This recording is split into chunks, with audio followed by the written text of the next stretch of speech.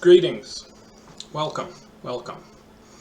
So I first started with this electronics little hobby that I have, and I started recording some of what I was doing with a cell phone, primarily because, sometimes I would get, 2 months or 6 months out, and it's like, what the heck did I do? And how do you reproduce what you did before? Was that wire going there? Was it going here? And what was I thinking with that? So, like for instance, if I wanted to rebuild the Arduino data logging voltmeter, that's all cataloged now. And then as I did that, I thought, well, if I'm going to do that, I might as well just put it on a YouTube channel. And there are a few followers now. Thank you. Not many, and I really wouldn't expect there to be very many. But then I thought, well, if I'm doing this, I might as well at least try and be a little more personable, and more importantly, try to talk about what I'm looking at and why I'm looking at it, and what are the questions that I'm trying to answer. So just to try to get people up to speed if they're watching this first. I was having fun building different types of pulse motors and looking at those, and the speed bump that I ran into is the XYZ printer that I was using kind of gave up the ghost, and it's not a great day-to-day printer. It's a good introduction to 3D printing because they make things very simple. So I stopped with that, and I went back to looking at coils just on the desktop, and I've done a little bit of work kind of trying to catalog how they behave, and now I want to do a lot more of that and try to be more rigorous with it. But what I've really been doing is I picked up an Ender 3D printer, which is actually cheaper than the XYZ printer, and I realized this is the one that kind of everyone's using, has the biggest community. It's a lot more hands-on, so it took me a couple hours to put it together, and I could have made a video on that, but you bastard. Actually it was fun. I won't lie, but it was fun because there's like a half dozen videos on how to put one of those together. Otherwise it would have been some effort. But I'm really looking forward now to using this new printer, which I think will be both more dependable and more versatile and more customizable and so on and so forth. Hopefully even higher quality prints, although I don't really need that. So to get back on topic, now I'm interested in looking at coils on the desktop. I will go back to pulse motors, but while I'm here, let's look at this more rigorously. So in the last video that I think I posted, looking at two coils in series, pretend there's another coil there, and then grabbing the inductive spike off of both of them in series and simultaneously off of the center tap, and that actually looks promising that there's extra charge that comes out there, and so that's something that I will return to. But you can think about it as you start to have more and more nodes, you got more and more switches, more and more wires. So it's like, all right, that's promising, but let's just put it on the back burner for now and return to the more, I would say, fundamental questions of what's going on. Further, as I examine the coils, this will give a good kind of break-in and learning experience for me using the Ender 3D, because what I'll be doing is just printing coil spools of different shapes, which should be fairly straightforward prints, I would hope. And so there's that. So what I'm saying, I'm going to go back to looking at coils on the desktop.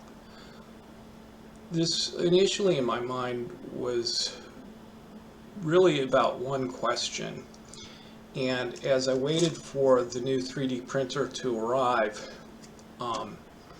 it expanded to like 100 or 201 questions, which is around where it's at now. And So the first thing is going to be the behavior of a coil in different shapes. Now there's something I can mention there just right off the bat.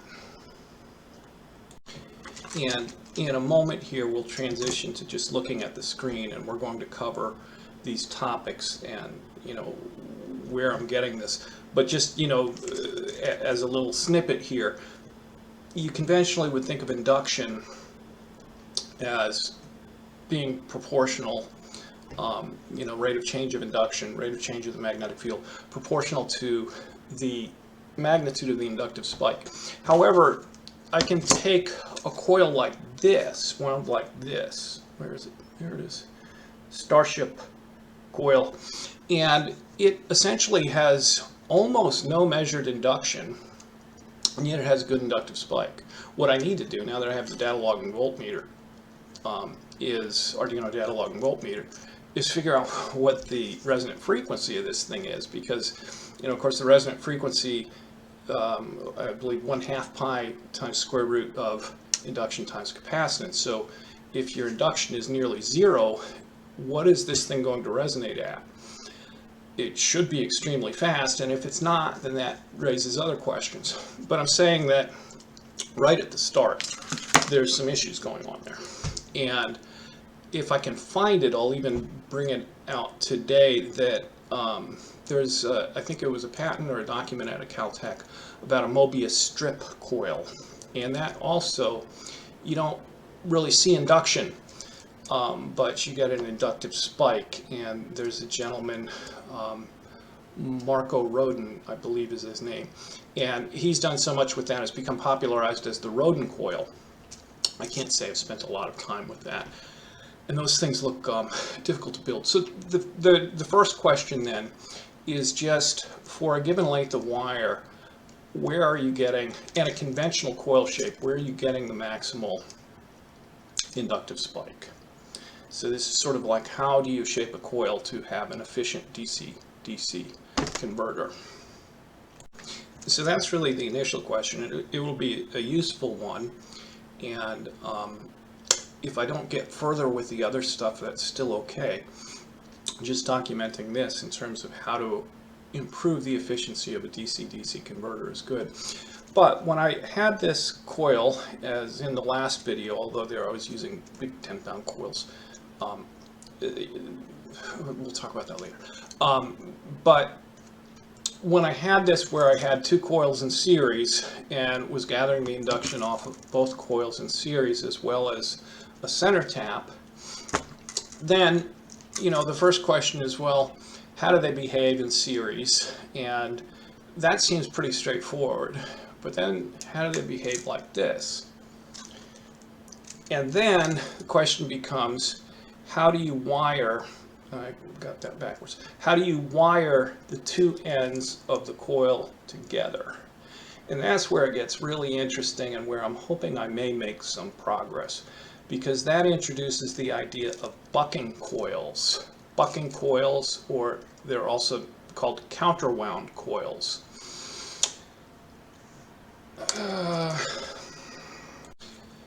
This bucking or counterwound coil configuration is something that you see come up an awful lot in people that I think have done a lot with this previously. It seems to pop up all over the place, and in a little while we'll go over Tesla's counterwound pancake patent. You also see it with Don Smith. I can't say I know a lot about Don Smith's work, and a lot of that is because it's really hard to find on the internet. Everyone talks about them, but then you go in to try to find it, and it's really tough to find. And that also, I mean, some of the claims he had were pretty astounding.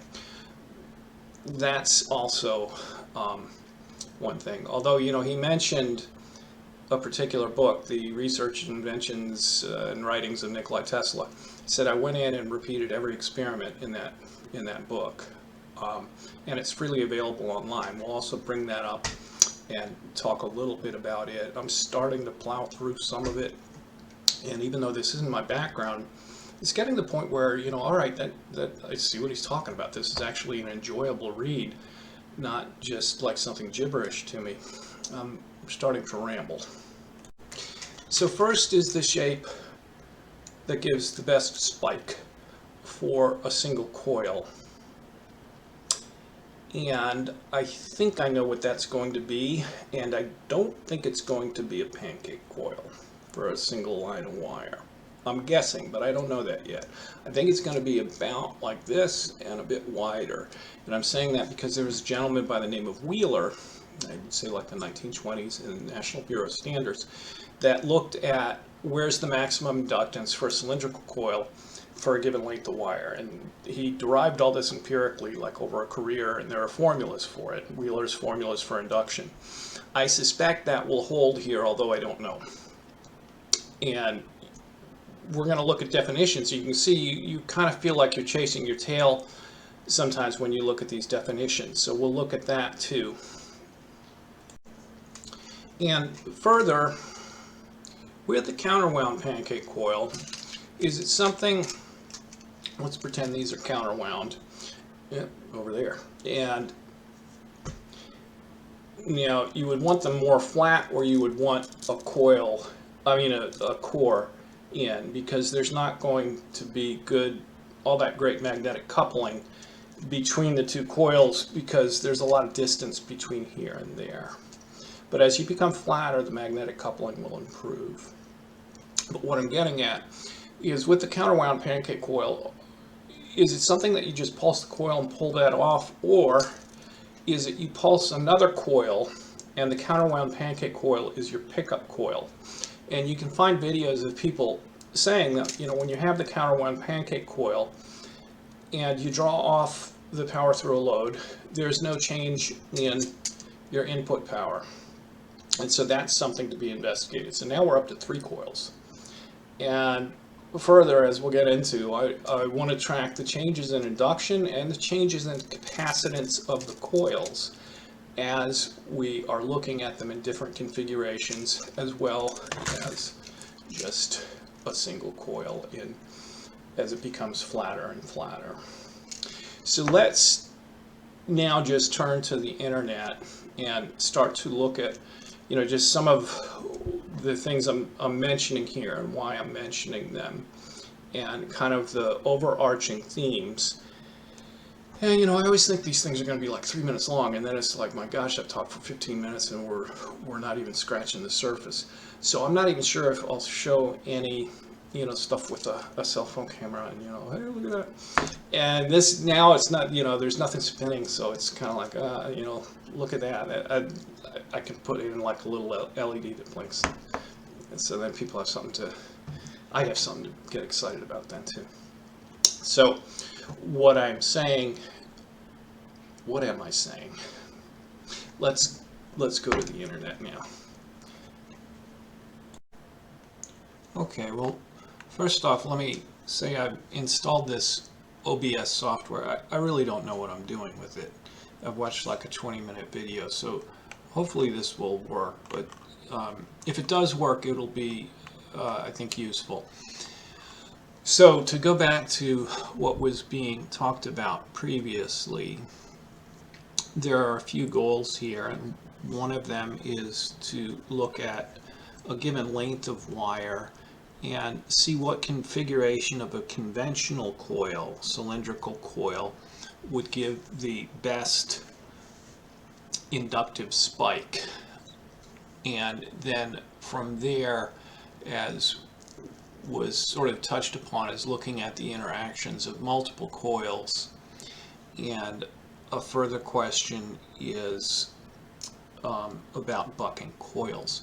So, you know, this is something I don't know a lot about, and I've come to the conclusion a lot of people don't know a lot about, and so on and so forth. So we need to have a path here, and the guide stone and the base that we will use is Faraday's law of induction. And this was Michael Faraday, wonderful experimenter back in the 1930s, and very bright man, gave us a lot of stuff. the sort of money quote, to use a silly phrase here, is this, and that states that the electromotive force is equal to the rate of change of the magnetic B field strength per unit of time. So, first of all, electromotive force is truly, and I don't just think, like essentially, it's just a name for voltage. They're just using a different term here. There is a voltage that's established, a potential difference that's established, and how large that is proportional to how great a change you have in magnetic field strength per unit of time. And so, not to get too far afield, but there's just a lot of interesting stuff just right off the bat. And, first of all, what we're concerning ourselves here with is the appearance of the electromotive force, which can give rise to, you could call it an inductive spike, a radiant spike, a displacement current. We'll talk a little bit about that more in a moment, but when there is a change, when there is a disturbance in the force, I felt a great disturbance in the force, but it's not an entirely inapt analogy that when the force of the magnetic field is disturbed, there are a number of things that happen, and one of them is the establishment of this electromotive force. The second one is electromagnetic radiation, i.e. light. That's kind of a big one, huh? And I suspect that there are other phenomena as well. So, first of all, we have this guide stone from Michael Faraday that the voltage potential difference that's established is proportional to the rate of change of the magnetic field strength per unit time. And that is not simply something that occurs at the two ends. I don't know why I'm putting my fingers in like you can see anything. That's not something that simply occurs at the two ends of the wires. That exerts itself as a field in the whole area. And of course we know that because otherwise you couldn't have transformers, right? It's something that exists as an electric field with the potential that's established that, to put it in probably the most accurate scientific terms I can think of, pops in out of thin air. That's what it does. And where am I? So just to sort of reiterate from the 30,000 foot view, kind of going down to the more focused view of what we'll be looking at, that when there is a change in a magnetic field, and which will be accompanied by acceleration or deceleration, there are multiple phenomena to include electromagnetic radiation, likely others, and this establishment of an electromotive force which can do work. There can be current that flows, as is seen with the transformer. So now focusing in on the electromotive force, if you look at, and again, I haven't read much of this, but I've read enough. If you look at, one of the lectures that Tesla was giving, and the quality of the spark across a transformer varied greatly, dependent upon, I would say, 5 factors. And the first is the voltage, the second is the amperage, the third is the frequency, the fourth is the induction of the coil, and the fifth is the capacitance of the coil. So it's not necessarily true that, EMF, electromotive force, or voltage is, just one apple. there were a plethora of varied phenomena that he observed. So we have to keep that in the back of our mind. Now, with a number of those, I'm not going to do anything like, go to 10,000 or 100,000 volts, in large part because I don't want to say ouch or worse. And also because it's a bit more difficult. And for the same reason, I won't be going to high amperage. But the frequency is within reason, not too difficult to do high frequency, and he probably even in his time had better ways of doing it than I can do with an Arduino and an opto-isolated solid state relay. And what were the other two?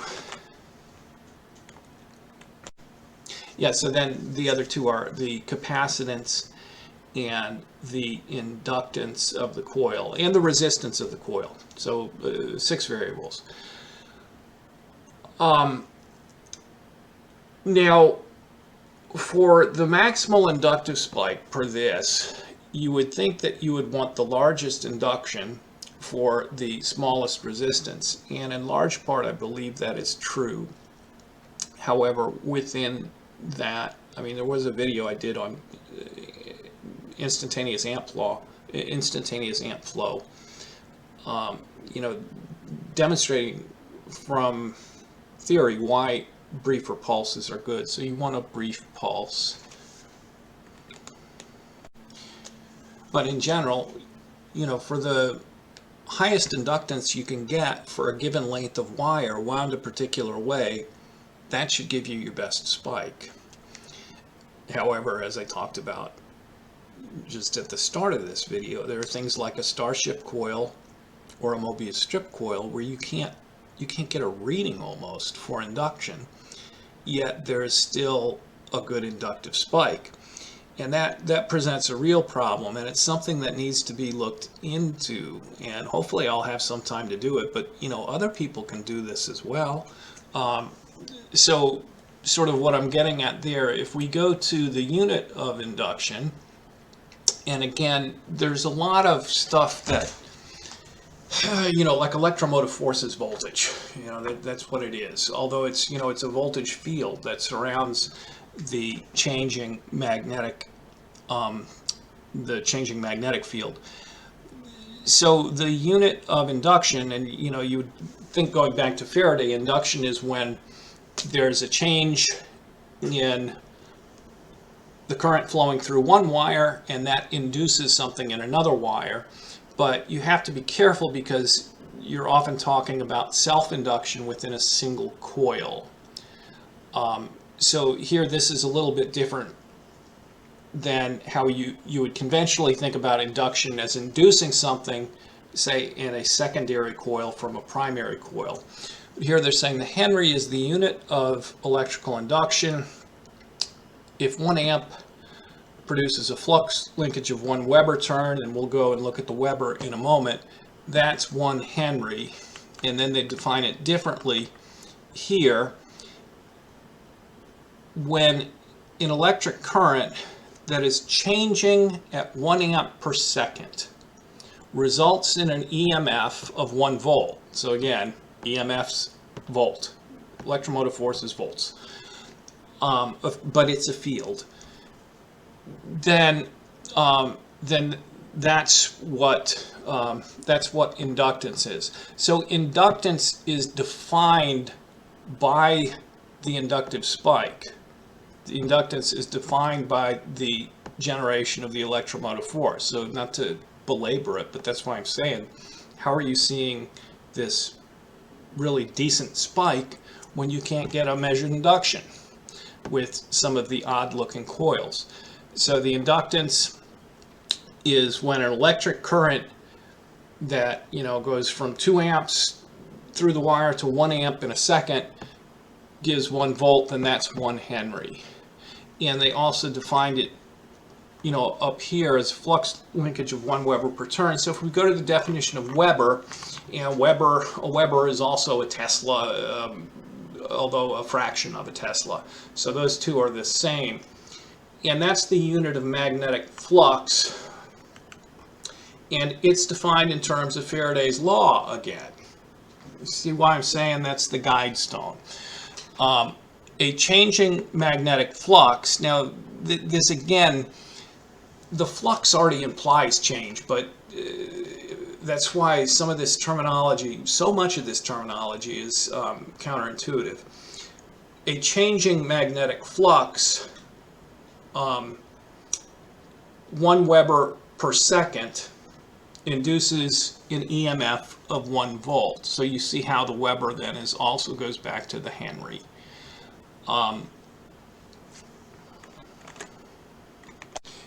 So to put it another way, the Henry is being defined in terms of the change in the amp flow. The Weber is being defined in terms of the change in the magnetic field strength.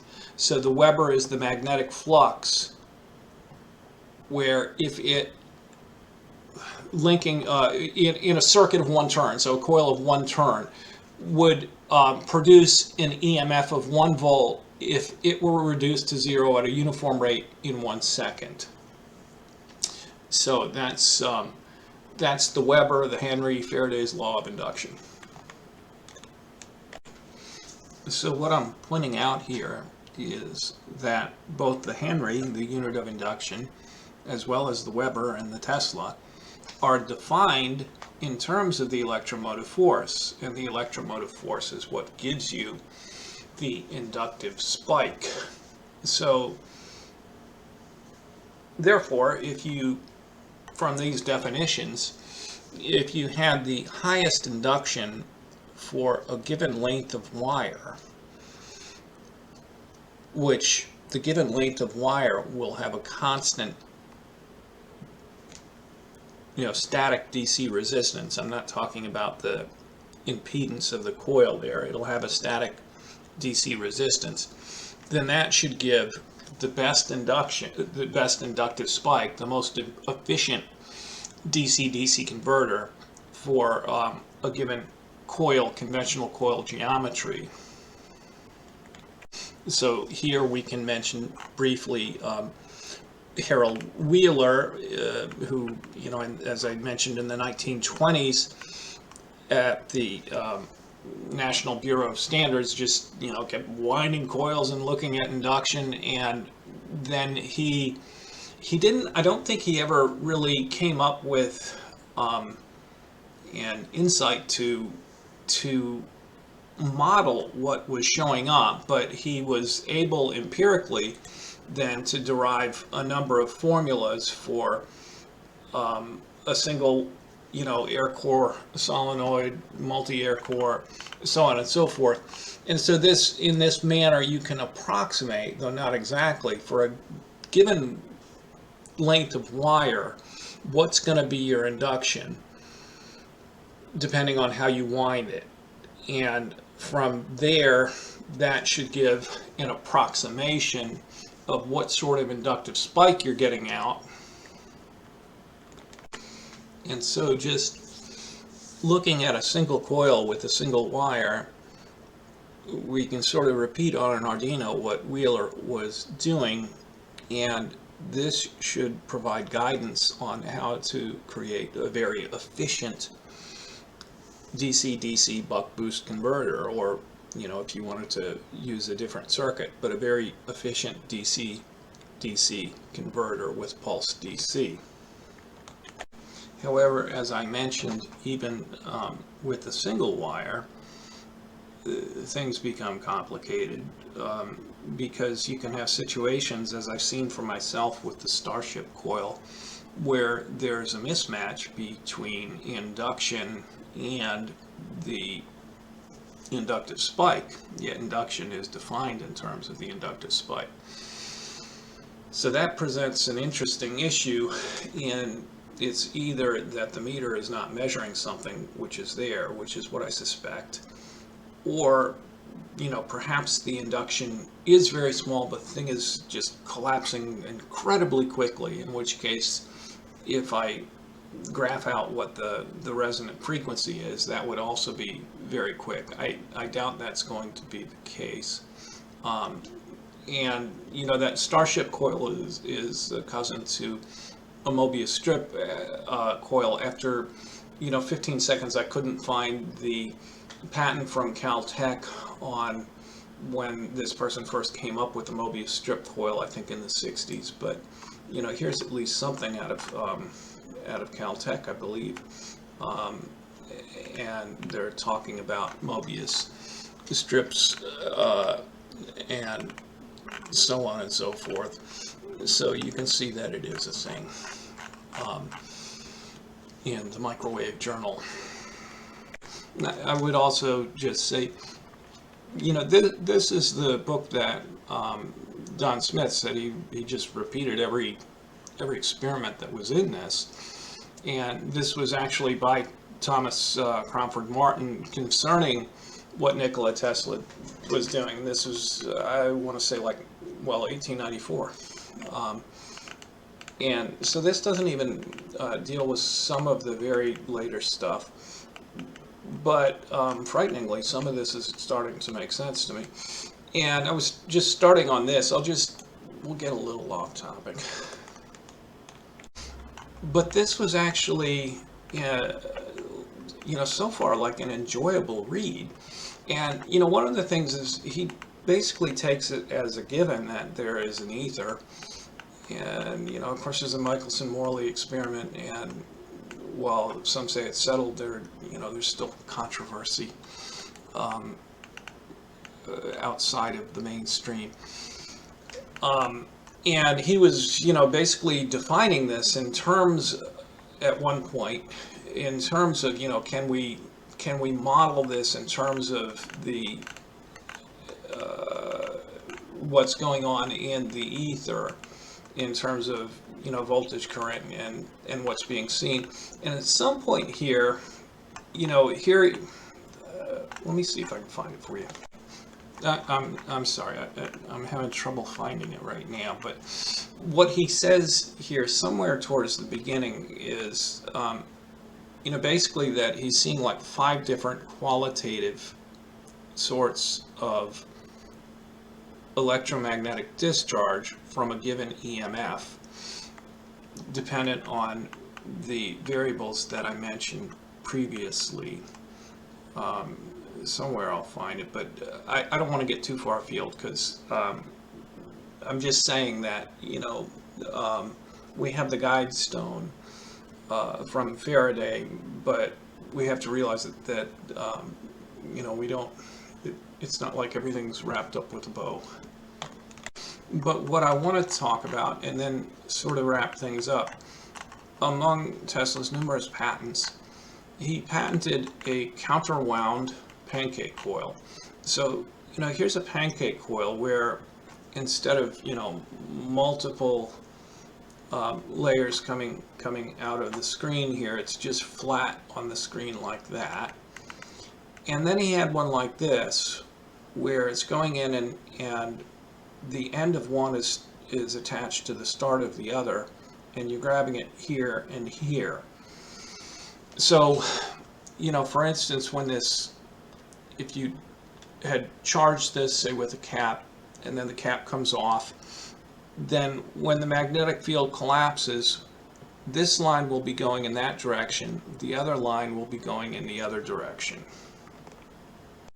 And so if we look at the same pattern here, I'm looking at it on the Google, and sometimes they get errors here, turns Rorschach, but it's a little more readable nonetheless. So here, there exists a certain relationship between induction and capacity that permits current of given frequency and potential to pass through it, and he's talking about an alternating current with no other opposition than that of ohmic resistance. So he's getting at the resonance of the LC circuit there. Here's where the patent, to my mind, gets most interesting, though.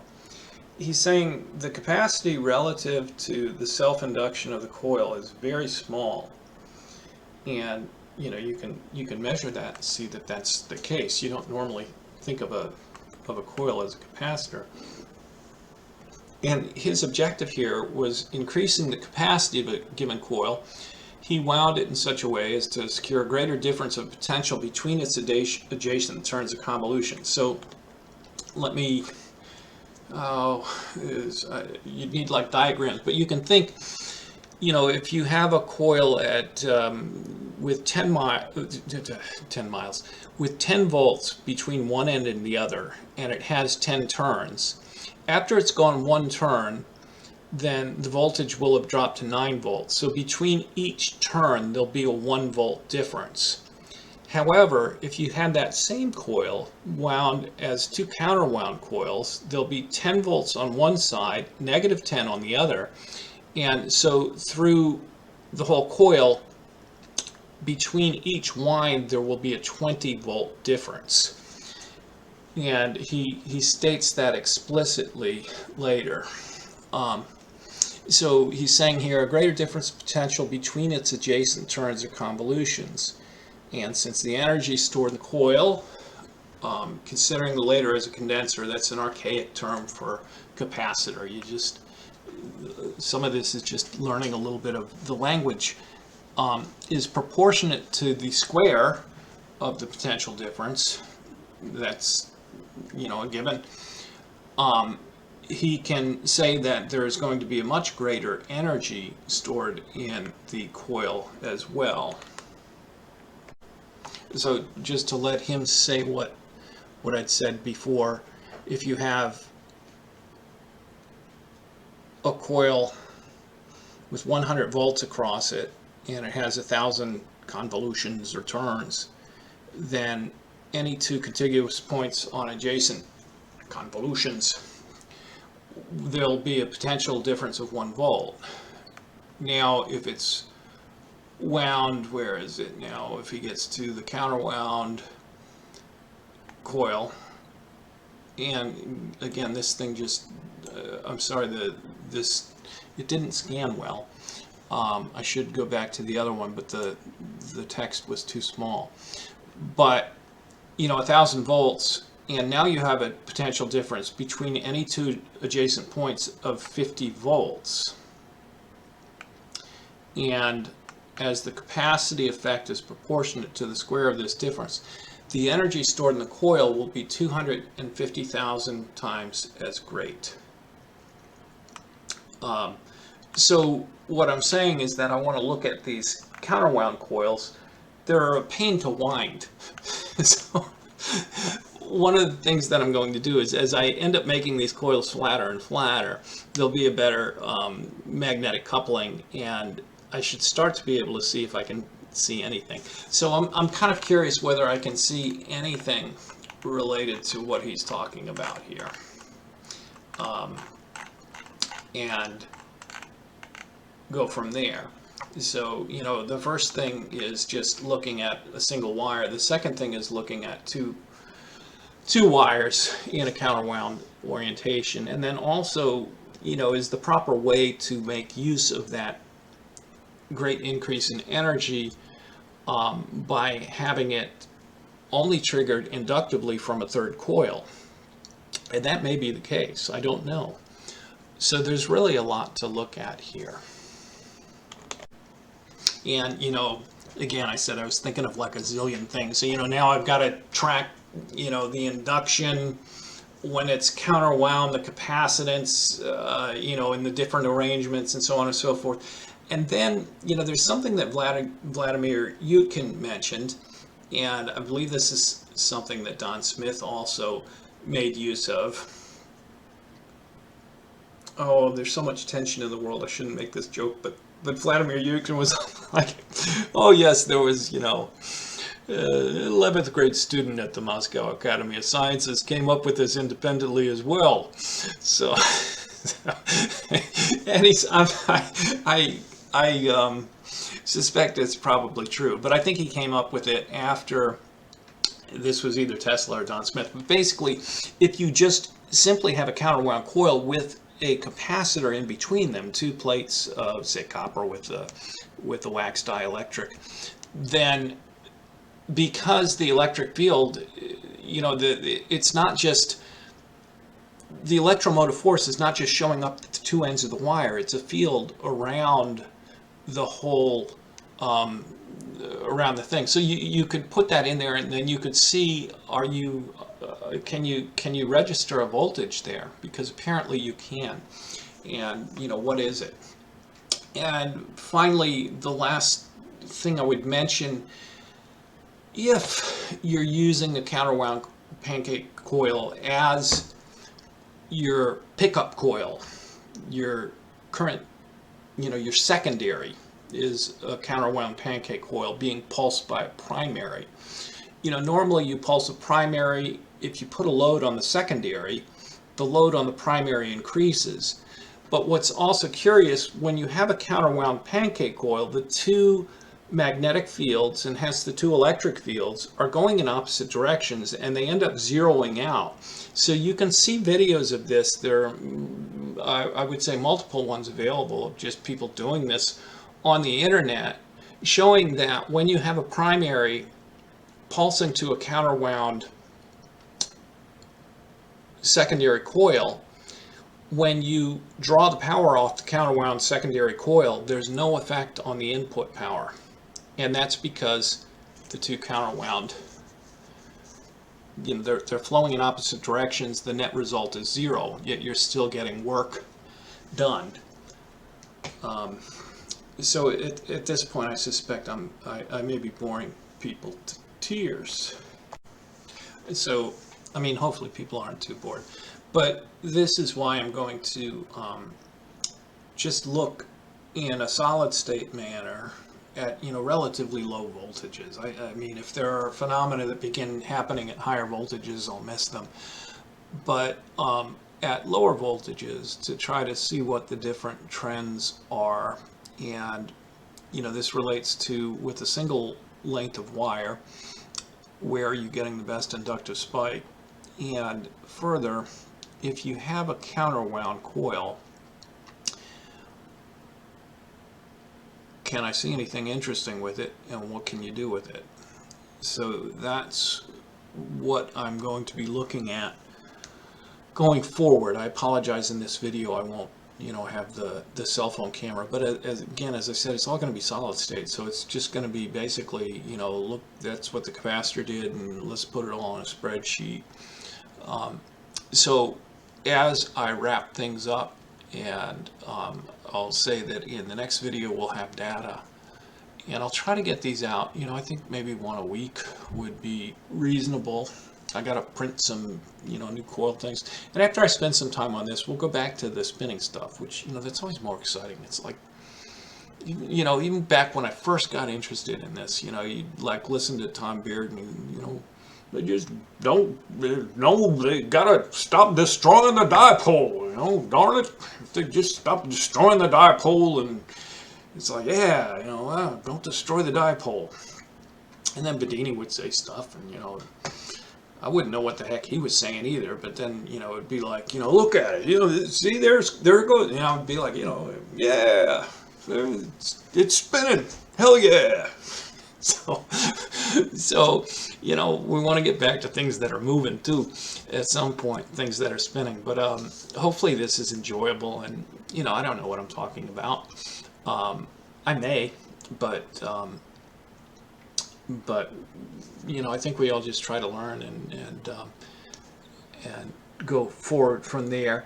So what the other things I'll say, like my background, of course, is as a physician, and I spent nearly 10 years at FDA. Boo, hiss. But I went from being invited to Who's Who in America to being driven out of there and charged $1 million falsely for telling them that they needed to clean up their review. And I was in a backwater. I was in the rare diseases office, and eventually, after like 10 years, it was like in there too. And I won't bore people, but what I'm saying is that my education and expertise traditionally then is really in looking at at the medical literature. So one of the things that I'm going to do going forward is going to be what's called Journal Club Fridays. And I'm just going to pick different articles from the medical literature. It'll be completely different from, you know, this electronic stuff where, you know, it's like, you know, I'm just kind of sailing on the ocean. And there are some articles that I think people would enjoy hearing about and that hopefully will be beneficial to them. I will say, this is, right now, this is the only one I have. And I put this out, oh, it must be like a decade ago now. And this was after I left FDA, but, you know, very early after I left FDA. And this is just a little write-up on vitamin C and its use in cancer. And there's Linus Pauling and I believe that's Svent Georgi, the 3 Nobel Prizes between the two of them. And so I'm going to also be putting more of these out. I think the next one is going to be at the very, you know, just to kind of give you the lowdown here. At the very start of the whole COVID thing, I took 2, 3, 4 weeks and I reviewed all of the medical literature on colloidal silver as an antiviral.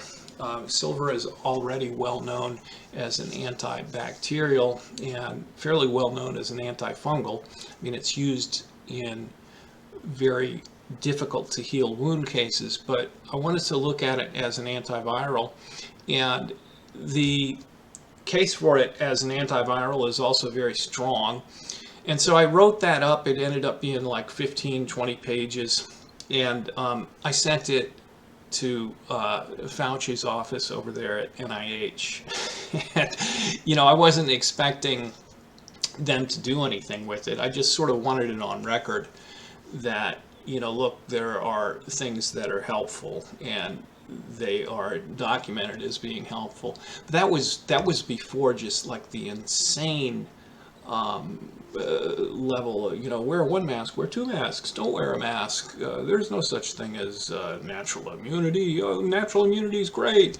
And then the relentless opposition, as though ivermectin and hydroxychloroquine, which are probably 2 of the most widely used drugs in all of human history, you know, we're like suddenly this, you know, oh, this dangerous thing.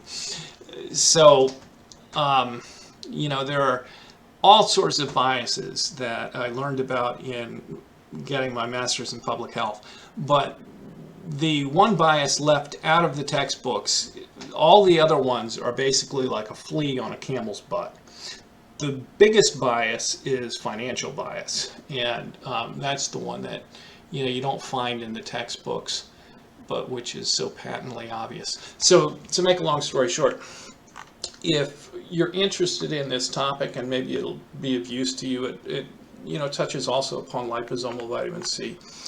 You might enjoy reading this, and then I'll put out something on colloidal silver, and it covers its use as an antiviral, and also how to make it, and what sort of particle sizes are most efficacious, and how you can adjust the particle size depending on the purity of the water, and so on and so forth. So I'll have that one out next week, perhaps with the first edition of Journal Club Fridays.